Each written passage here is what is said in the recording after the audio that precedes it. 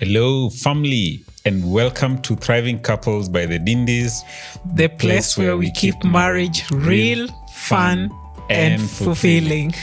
Karibuni sana. Now, today again, it's the temperature in the set is a bit hot. hot, sizzling. Last week, Essie Girl here was talking to the ladies about this whole concept of what it takes to have a beautiful sexual life and the role of the lady in ensuring that happens. And today I'm going to be talking to the gentlemen. Yeah. This is a mechanic. We've only attacked the ladies. No. We'd also love to talk to the gentlemen and see how can we work together as couples to really have a beautiful sexual relationship. Complement each other. Yeah. Karibuni.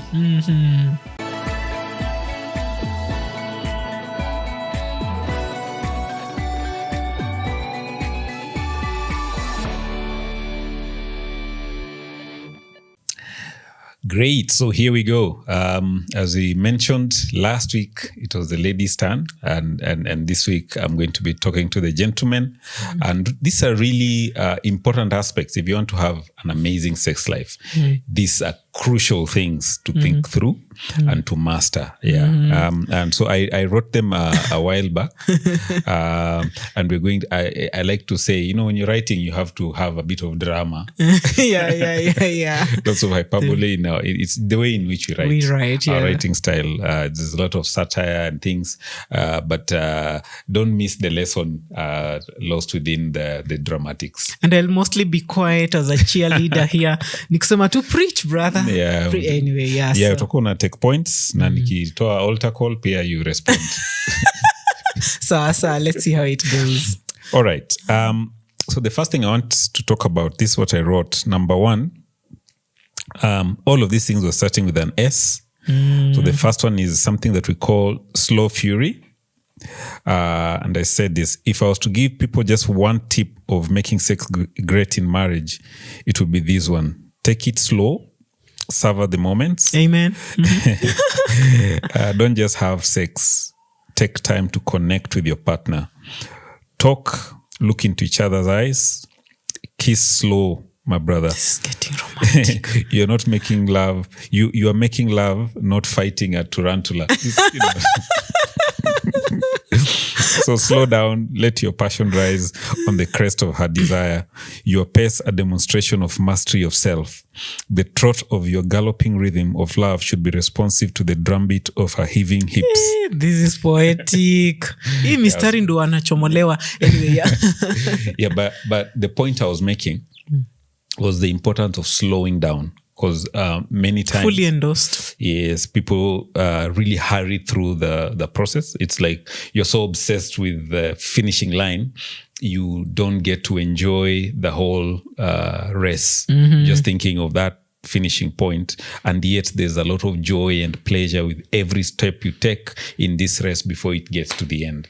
And this is very important because I know it's cliche to say that women are like electric cookers and men are like gas cookers. Just light them up and they are on, and the electric cooker is slow. But really, even for men, I believe from the experience I've had with the one that I have here, is that when you also slow things down and let them heat up gradually, the climax is at another level. So, and you want to get your lady, lady ready, so you need to take some time, and there's no rush. This is yours. This is you. You're together for life, and that's important. And I think I would still add on to this that sometimes the reality of life is such that you might need to pace up a little bit because it's 11 in the night and there's waking up at 4:30 to go to work, beat the traffic and all that. But you should not make it a habit to just have quickies. You need to take time. Sometimes it might mean that you have a staycation or a vacation, yes. Go out, or and ensure that you have some good time together that's really focused. Yeah, and that's something that we people have always done. Taking times away, sometimes just a weekend. Yeah, that is nothing. It's just for the two of us to connect together in I'm looking forward to the next one. Amen. So it's crucial to slow things down. The temptation is to always get things going very quick. I think one of the greatest disservice that popular media has done a lot of young men grow up, and the material that they've consumed that educates them about sex makes them imagine that the way in which to make love is to pound around like very erroneous information. yeah, like a rabbit on steroids. but rabbits were just chilling. Okay. Yeah, okay, I'll let it be.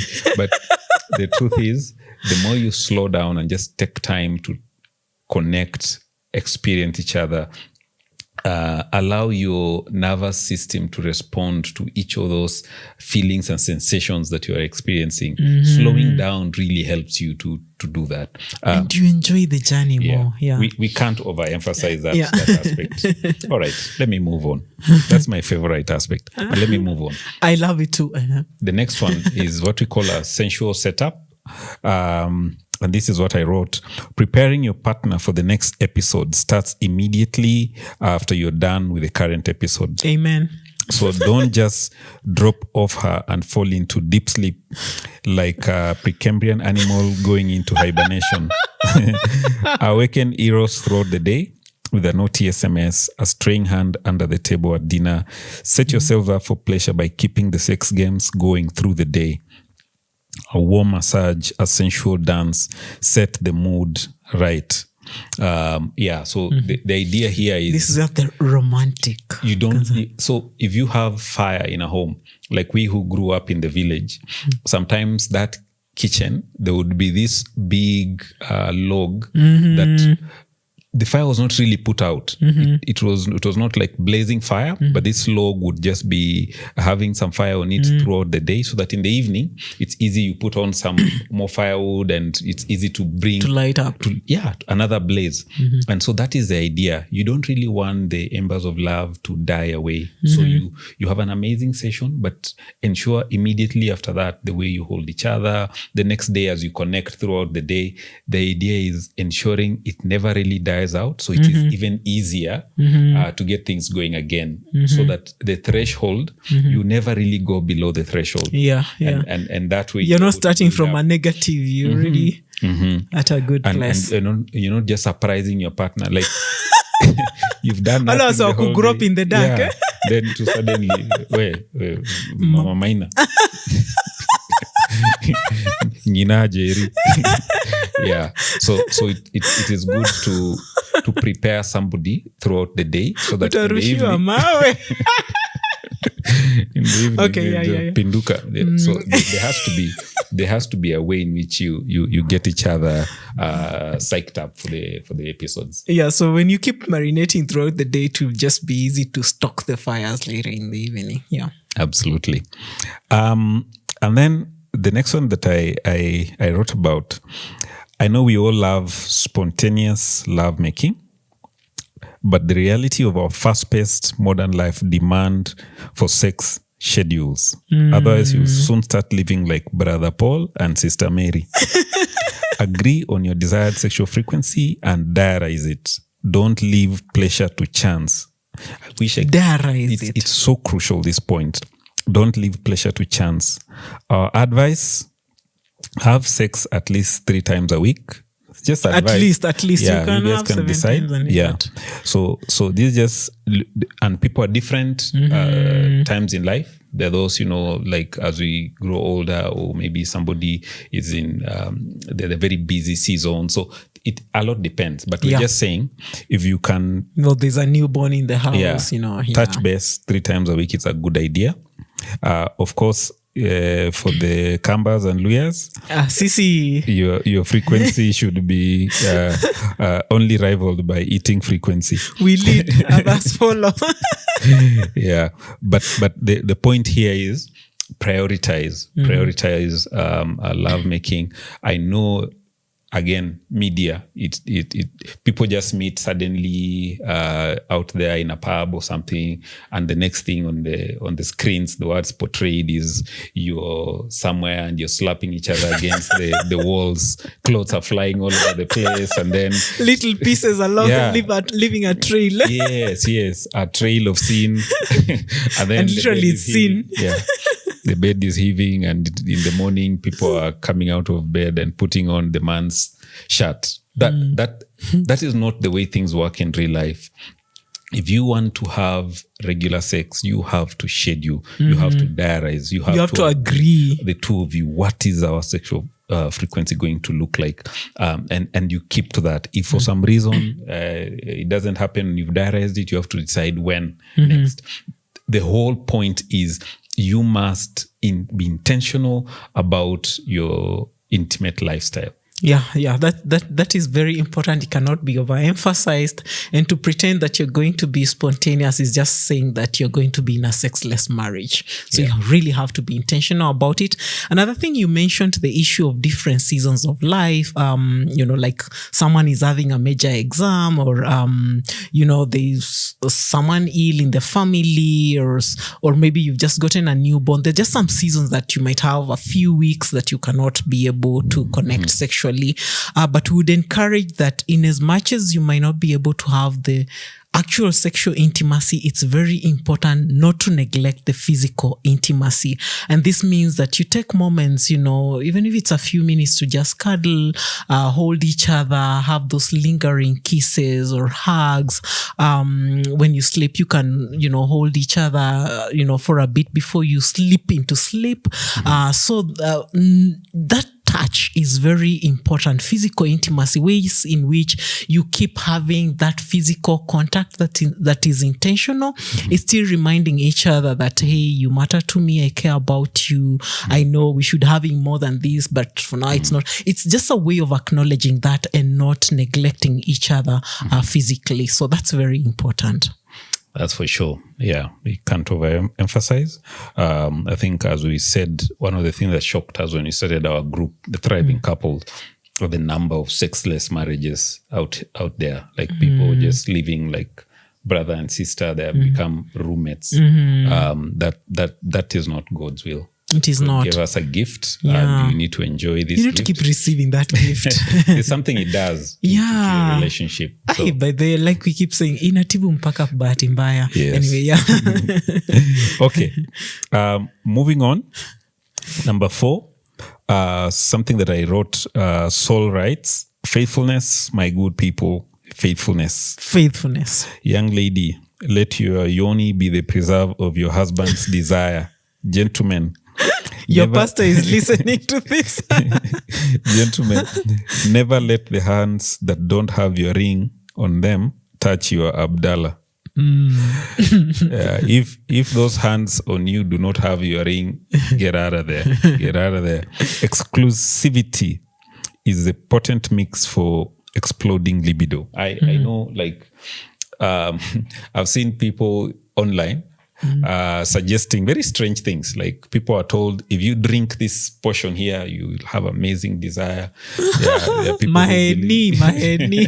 Wongo. there are a lot of things that people are given. Yeah. But I've realized faithfulness is the greatest aphrodisiac that exists out there. So endorsed. There's something amazing about having the beauty of exclusive sex, that this is just between us. This is our unique thing. We don't share this with anybody else. It's special. This is our intimate space. This is where we make things happen. It's sacred. We set the sheets ablaze right here. So that... Oh, not on this couch, but yeah. Sometimes. But we could, yeah. Anyway, let's focus. As you said, our pastor is watching. Yeah. So it's crucial to keep it exclusive, and faithfulness really helps your sex life. Yeah. Really knowing that these hands have been elsewhere, or this member has been elsewhere, it's such a turn off. And people pretend and casualize this issue of being infidelicious or having infidelity and faithfulness.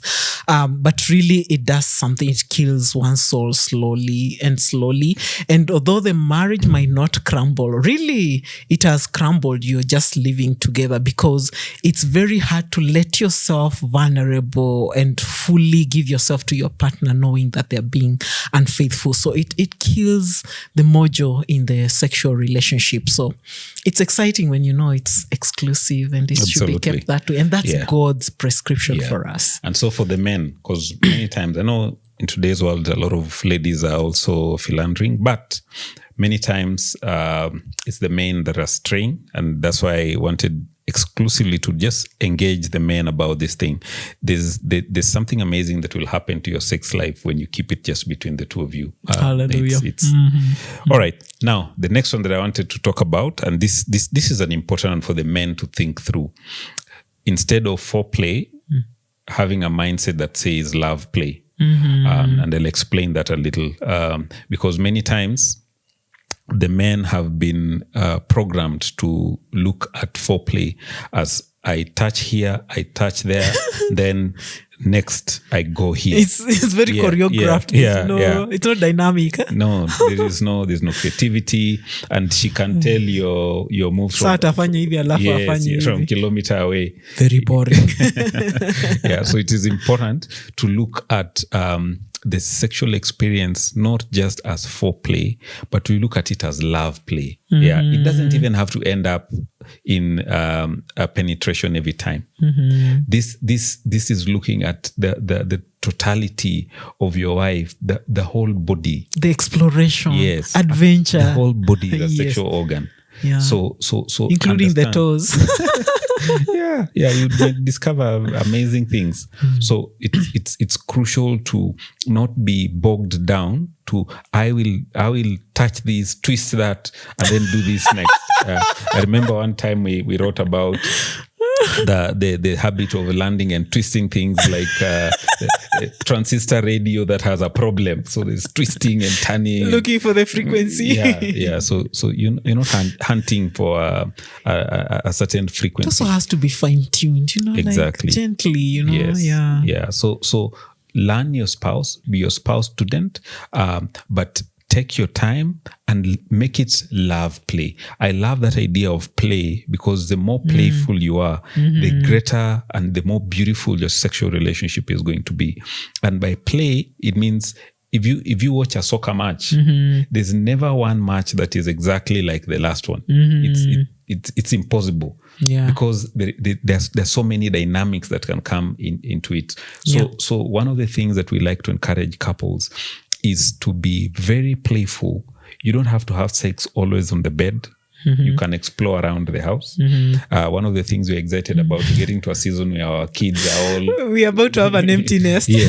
So it's good to explore. That's why we like the idea of traveling to different places.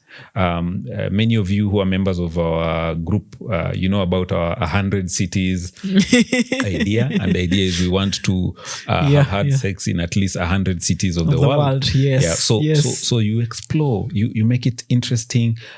It's really up to the two of you. You can be as creative as possible, but do not be predictable as a man. As I like to say, the simple things, a kiss. Last time I wrote about the way sometimes people land on the spouse's mouth and forget it is a kiss. You're not eating them. You're not eating her. It's a kiss. So this habit of allowing the tongue to behave like a big sweater in a washing machine. Okay. I'm just saying, it's good to take things slow, explore, make them sensual. I'm still thinking about the sweater. But truly, the two of you you can connect in a my lot mind of ways is and make it fun, make it interesting, and truly enjoy it. This is God's gift, and men should take leadership. At the end of the day, as men, we are leaders in the home. So it is not just in other aspects, but in the sexual aspects as well. So we're the ones to set the temperature. We're the ones to ensure it is creative. We're the ones to ensure our wives are enjoying this journey. We are not depositing the goods on the way. We are accompanying our wives all the way to our destination. That is part of our responsibility as responsible men in the home. Part of our priestly duties as men in the home. So to be a good man means we are able to hold our wife's hands and journey together to the mountain of pleasure as a unit. Agreed. And just means like you talked about the touch not being mechanical and very, step by step kind of thing. It's just important to observe the response of your partner, observe the response of your wife, and notice the effect of whatever move. And that's how you discover new erogenous zones in her body. So as you explore, so watch out for the response. And I already told the sisters, wives, that really give a soundtrack. Let him know when he's hitting the notes right, and that's going to encourage him. Yeah. So watch absolutely the response. Absolutely. So I think we'll end on that note. As we like to say, the marriage bed should be kept not only holy, it should also be kept busy. And so it is up to the two of you to keep the marital bed busy. There's an African saying that as long as the bed shakes, the house remains stable. Yes. Yeah. So these are important aspects of the marital relationship. Do not neglect them. Yeah, it encourages people to resolve conflicts so they can have good sex, and you have good sex so you don't, you ensure that you're sorting out the other aspects of the marriage, because sex really bonds the couple together. Awesome. Have some amazing sex tonight, guys. Oh, let the bed shake. See you on the next episode. See you.